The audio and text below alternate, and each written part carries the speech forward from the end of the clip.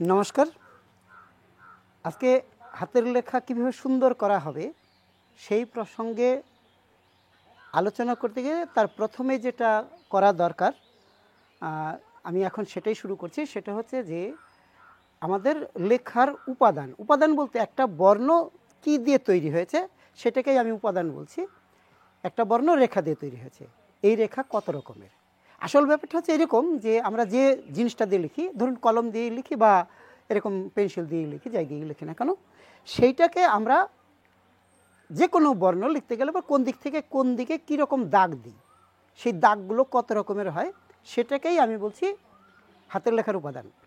ব্যাপারটা হচ্ছে যে আমি বাংলা অক্ষর লিখে দেখাবো বা ইংরেজি অক্ষর লিখে দেখাবো, যে উপাদান কটা আমি ব্যবহার করছি এখানে 1 2 3 4 করে 8 রকমের দেওয়া আছে, আমি সবকটাই প্রয়োগ করে দেখাবো।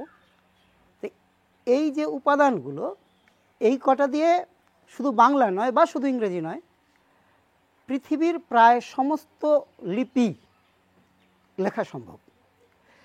এর সঙ্গে হয়তো আর একটা দুটো অভিমুখ, মানে কোন দিকে দাগটা দিচ্ছি সেটাকে অভিমুখ বলছি, এবং এই ধরনের দাগ প্রয়োগ করে লেখা শেখানোকে অভিমুখন রীতি বলা হয়। সেই অভিমুখের দিক থেকে হয়তো একটা দুটো অতিরিক্ত সংযোজনের দরকার হতে পারে, নাহলে এই 8 রকম দিয়ে প্রায় সমস্ত বর্ণ লেখা যায়, যে কোনো ভাষার যে কোনো বর্ণ। তা আমরা আজকে বাংলা দিয়ে শুরু করছি। বাংলার পাশাপাশি আমি ইংরেজিতেও দেখিয়ে দেব যে এটা কিভাবে আমরা প্রয়োগ করছি। শুরু করছি। দেখুন, প্রথমেই এইখানে একটা 1 নম্বর দাগ আছে, তীর চিহ্নের অভিমুখ বলে দিচ্ছে যে এই দাগগুলো আমরা এইভাবে দিচ্ছি। এইভাবে দিচ্ছি মানে সবসময় এইরকম কোণেই থাকবে তার কোনো মানে নেই, বা এইরকম দেওয়া মানে এরকম কোণেই থাকবে তার কোনো মানে নেই। একটু হেরফের হতেই পারে, কিন্তু অভিমুখটা এইরকম। প্রত্যেকটা ক্ষেত্রে এই কথা প্রযোজ্য। অর্থাৎ এখানে দাগ দিচ্ছি এইভাবে, এখানে দাগ দিচ্ছি এইভাবে, এখানে দাগ টানছি এইভাবে, মানে আমরা কোন অভিমুখে কলমটাকে চালনা করছি। এই দাগ কটা দেওয়ার আসল তাৎপর্যটা এবারে বলি। সেটা হচ্ছে যে এই যে দাগ কটা দিয়েছি, এই দাগ কটা দেখে আপনাদের কি মনে হবে? কঠিন? খুব সমস্যা? আমি জানি আপনারা সবাই এক বাক্যে বলুন, না এই দাগ কটা দিতে কোনো সমস্যা নেই। তাহলে এই দাগ কটার সাহায্যেই যদি আমরা অক্ষর লিখি, একটা ভালো অক্ষর যদি লিখতে পারি, তাহলে ভালো অক্ষর লেখার জন্য কোনো সমস্যা থাকার কথা নয়। এটাও কিন্তু পরোক্ষে মেনে নেওয়া হচ্ছে। তাহলে সেটাই এখন করে দেখাবো। মানে এবার আপনাদের মনে প্রশ্ন হতে পারে, তাহলে এগুলো জানার পরেই কি হাতে লেখা ভালো হয়ে যাবে? না, ভালো হবে না। জানার পরে তার প্রয়োগটা, অর্থাৎ এক একটা দাগের কতখানি প্রয়োগ করব, কীভাবে প্রয়োগ করব, সেইটা একটা বড় ব্যাপার। সেইটা করতে পারলেই লেখা ভালো হবে। আসুন দেখা যাক। প্রথমে শুরু করছি এই দাগটার প্রয়োগ। এই দাগটার প্রয়োগ আমরা ব এবং ব আছে এইরকম চেহারার যত বর্ণ আছে প্রায় সবগুলোতেই ব্যবহার করি।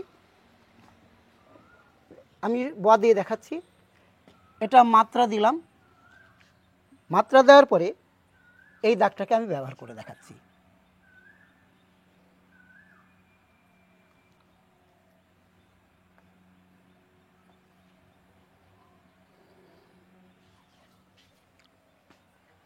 হয়ে গেল।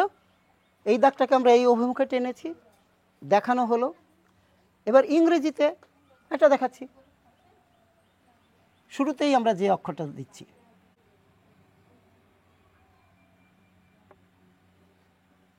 এই দাগটাকে এই অভিমুখেই টেনেছি। এবার আসছি 2 নম্বর। 2 নম্বর দাগের প্রয়োগ কোথায় আমরা দেখতে পাই? আমরা 2 নম্বর দাগ যদি ফ লিখি, দেখাচ্ছি। এটা হচ্ছে 1 নম্বরের প্রয়োগ। 1 নম্বরের প্রয়োগ। 2 নম্বরের প্রয়োগটা আমি এখানটায় দেখাচ্ছি। যেমন ফ।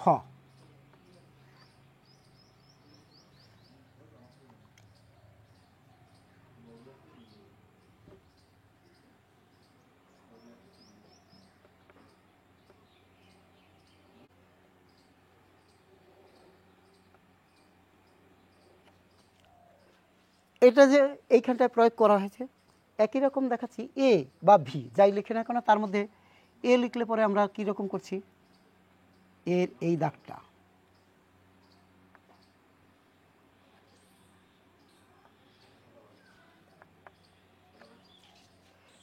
প্রয়োগ করছি। 2 নম্বর দাগকে আমি এখানটায় লিখে দিলাম 2।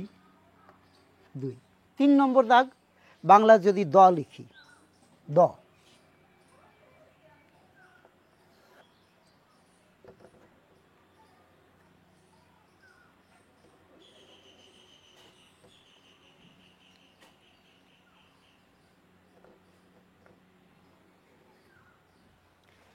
লিখেছি।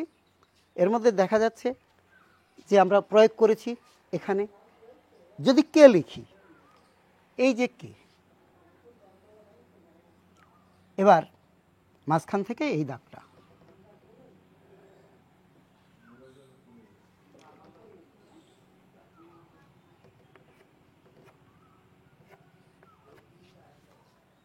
প্রয়োগ করে দেখানো হলো। 4 নম্বর দাগ, এটা আমরা হামেশাই প্রয়োগ করে থাকি। কীরকম, এটার এইদিকে গেলে 4 নম্বর, নিচের দিকে নামলে 5 নম্বর। কখন কোনটা প্রয়োগ করব? এবার আমি আসছি খ। খ লিখি যখন, তখন আমরা এই দাগটাকে প্রয়োগ করি। আরও অনেক দাগেই আমরা প্রয়োগ করি। ফয়ের মধ্যে এই দাগটা এই ধরনের দাগই ছিল, এই 4 নম্বর দাগটাই ছিল। আমি এখানটায় খ লিখছি।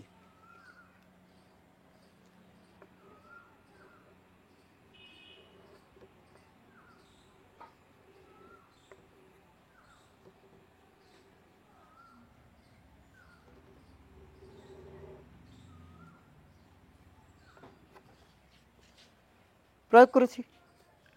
এবার যদি আমরা এম লিখি, তাতে আমরা এটা প্রয়োগ করতে পারি। আবার এম এর বেলাতে উল্টো করেও প্রয়োগ করা হতে পারে। যদি এন লিখি, এন, এন লিখছি এইভাবে।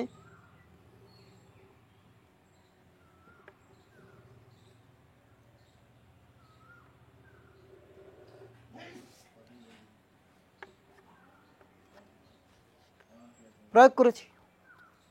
4 নম্বর হয়ে গেছে। এবার 5 নম্বর দাগ। 5 নম্বর দাগ কীরকম, এই যে এবার আবার দ লিখছি। দ এর মধ্যে আমরা এটা প্রয়োগ করেছি, দ লিখেই দেখাচ্ছি।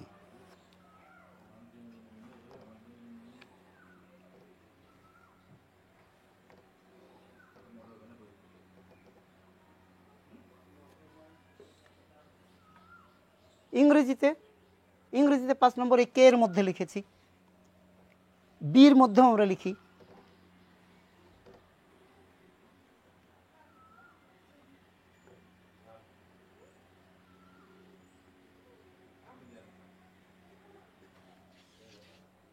এবার 6 নম্বর দাগ, আমরা বাংলায় যে মাত্রাগুলো দিই সব হচ্ছে এই 6 নম্বর দাগ। দেখাচ্ছি, বাঁ দিক থেকে আমরা ডান দিকে যাচ্ছি। এবার যে কোনো একটা অক্ষর লিখি। হ্যাঁ, হতে পারে যে আমরা এখানটায় ত লিখলাম।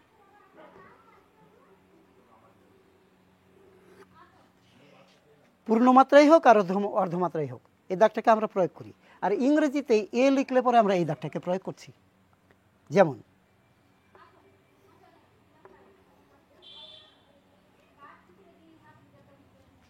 করে দেখালাম। আমাদের 6 নম্বর দাগ পর্যন্ত হয়ে গেছে। এবার হচ্ছে এই দুটো বৃত্ত।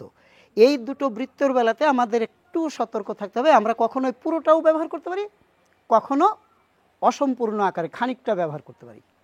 এই রকমই যে গোলাকার হতে হবে তারও কোনো মানে নেই। আমাদের লেখার ধরনের ওপরে সেটা উপবৃত্তাকারও হতে পারে, আবার পূর্ণবৃত্তাকারও হতে পারে। এবার আমি একটা অক্ষর লিখব। এই অক্ষরটা একবার লিখেছি এখানে। এই অক্ষরটার মধ্যে আমি দেখাচ্ছি এই দাগগুলো কীভাবে ফিরে এসেছে। দুটো দাগই আমরা দেখাতে পারবো। একটা হচ্ছে এই 7 নম্বর খ লিখছি। খ লিখছি, এই বৃত্তটা দিলাম এই যে গোল করে,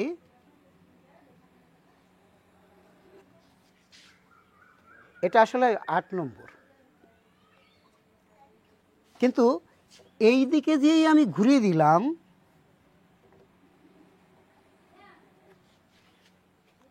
আমি 7 নম্বরে ফিরে এসেছি।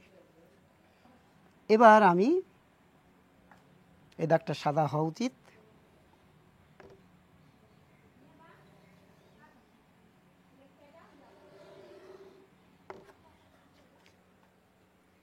দুটো দাগেরই প্রয়োগ দেখানো হয়ে গেল।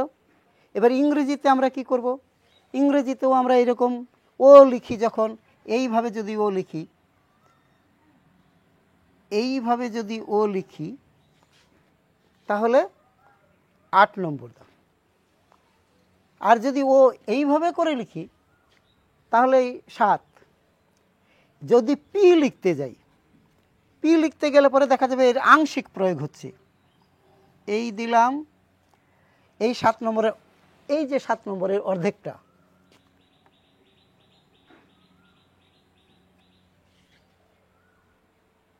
তাই এইভাবে ইংরেজি ছোট হাতের ডি লিখলে পরে এই এই জিনিসটা আমরা উল্টো দিকে প্রয়োগ করব।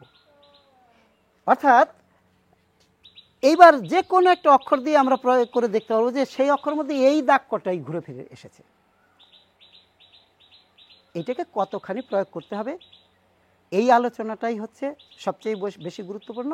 সেইটুকু জানলেই আমাদের যে কারো হাতে লেখা ভালো হতে বাধ্য, যদি আমরা ভালো করতে চাই। নমস্কার।